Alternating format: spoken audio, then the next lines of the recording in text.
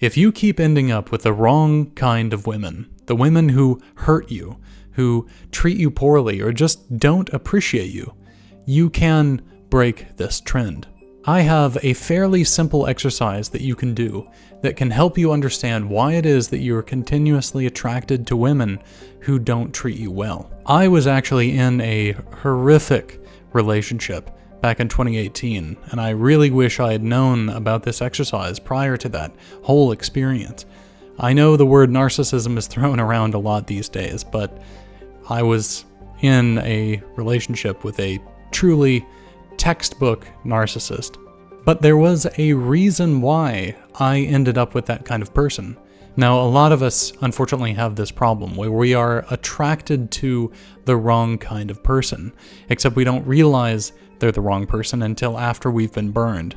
But this simple exercise will help you see why it is that you're attracted to these people so that you can gain control over this horrible, repetitive process of ending up with the wrong kind of person. Now, this exercise comes from Imago Therapy. Now, Imago Therapy is a kind of therapy that's designed to help couples work their problems out and have a good relationship. But this one exercise is designed to help you understand what negative traits in women that you are attracted to.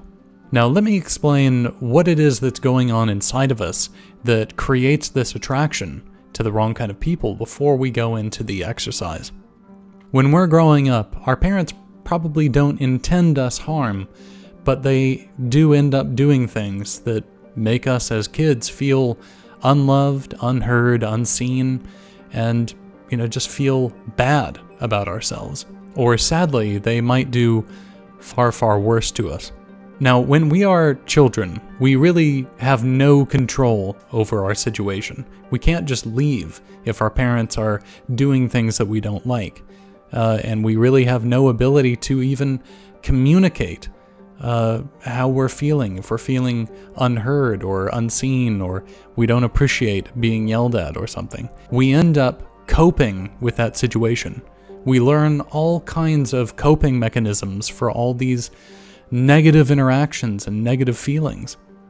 Now, when we are a child, we are learning how to function as a human being, which means when we encounter certain situations, like if we reach out for love and attention from our parents and they say effectively, piss off, we learn not to reach out because it only leads to us feeling unseen and unwanted. That might not be the correct lesson, but it's a lesson that we end up learning in some of these situations. Now, as a child, learning that is necessary in order to survive, because again, you can't just leave and go find, love and attention from someone else. Your parents are raising you and they are in control of that situation. But the thing is when you grow up, you have to confront these learned coping mechanisms, because they are sabotaging your adult life. If you've learned to hide your feelings in order to protect them, that's going to hold you back. If you learned that you need to be a people pleaser, you need to appease people in order to get any kind of love or attention or affection. If your parents were combative and you learned to avoid confrontation at all costs. If your mother was particularly controlling and you learned to push away anyone who got too close out of fear of being controlled. If you preemptively withdraw from, trying to ask a woman out because you expect rejection, all these things that I listed are all coping mechanisms that we've learned from our childhood, from shitty situations that our parents put us through that we had to cope with. But what it means to be an adult is to take responsibility for all these things and to address them and to own them, which means digging them out of ourselves, confronting them, and trying to get rid of them, overcome them. These coping mechanisms might have been necessary at one point in our life, but they aren't necessary anymore. All those coping mechanisms are doing now is sabotaging us. And this is where it gets really interesting, is because without even realizing it, we're still operating in the same sort of emotional landscape that we were when we were a child, because we still have that need to be heard or to be seen or whatever it was we were looking for from our parents, which is why we still have these coping mechanisms. The problem is still there. The desire for love or affection or visibility from our parents is still there. And we end up trying to satisfy this longing for whatever it is that we wanted when we were a child from the women in our lives. A good way to think of it is that we want to resolve all this emotional pain from our childhood, all this emotional baggage, all these situations that we felt like we lost. We were ignored, or we were pushed aside, or we were abandoned.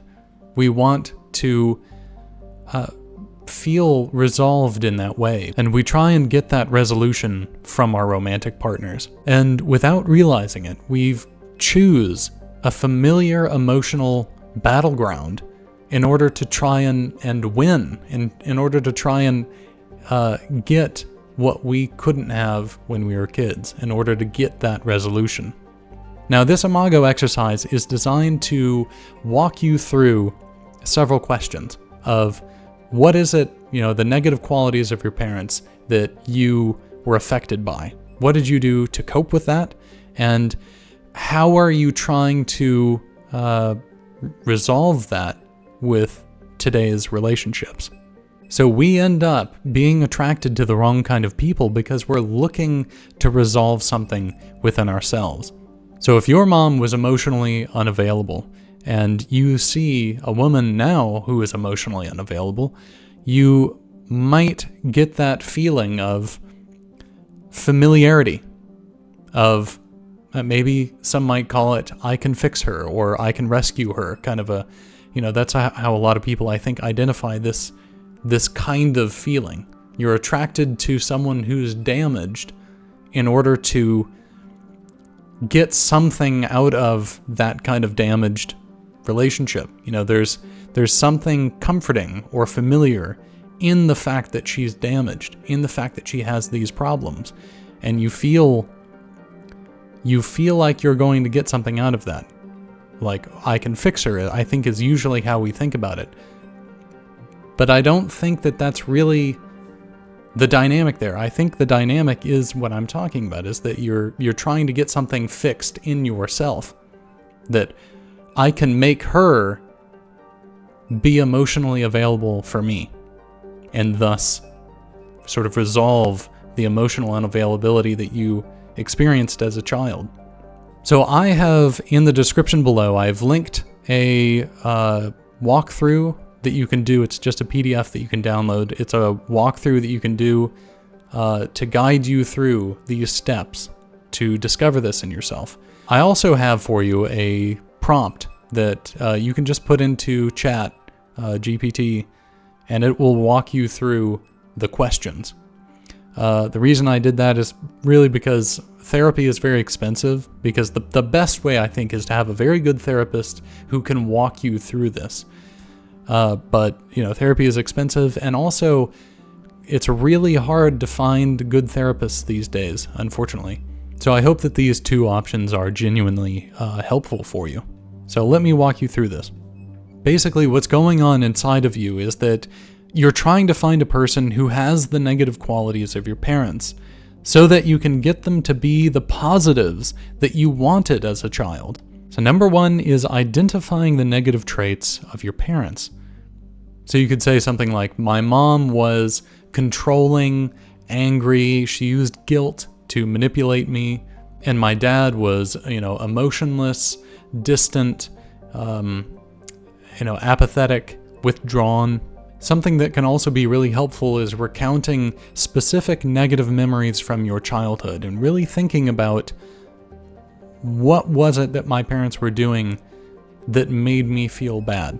What was this negative feeling? Number two is what you needed most as a child. Now here is what you write down of what it is that you were looking for. You can write, from my mom, I was looking for, emotional visibility. I wanted my mom to see and hear me. From my dad, I wanted him to be present and to tell me how he felt. And again, definitely feel free to write out as much as you can. Now, number 3 is the unconscious attraction. This is where you're trying to tie together the emotional needs that you had as a child that you didn't get fulfilled, that you're trying to fulfill now. Now, for myself, I saw a clear connection between how and why I ended up in a horrific narcissistic relationship and what I was looking for in my youth. I was looking for those traits without realizing it so that I could try and get what I needed as a child and still felt that I needed as an adult. And after that, you're asked, how did you react when you felt all these negative feelings? You know, if you felt unseen, if you felt blamed or criticized, what were your coping mechanisms? This is getting at how do you react when you encounter certain behaviors from, your girlfriend or your wife? Do you shut down? Do you get angry? Do you push people away? Do you sabotage yourself? Do you fall into people pleasing? Do you avoid confrontation? And after this, you can paint a full picture of what it is that you're doing. I mean, you wanted something from your parents growing up. You coped with the fact that you didn't get it, and you're trying to get that from your romantic partner in your adult life. You're still sort of trying to satisfy this need within you. And so by going through this exercise, you can uncover for yourself what it is that you're looking for from women now. And I think you will be surprised at how kind of shockingly on point it is, because it certainly was for me, that it pointed out all these things that I felt like I needed. I discovered how I would cope with not getting those things, and it was blaringly obvious to me, like just from all the things in my childhood that I was looking for, why I ended up with the kind of woman I did back in 2018. Well, I hope you got something out of this video, and if you want to see more like it, be sure to hit that subscribe button and like the video if you liked it, and I'll see you next time.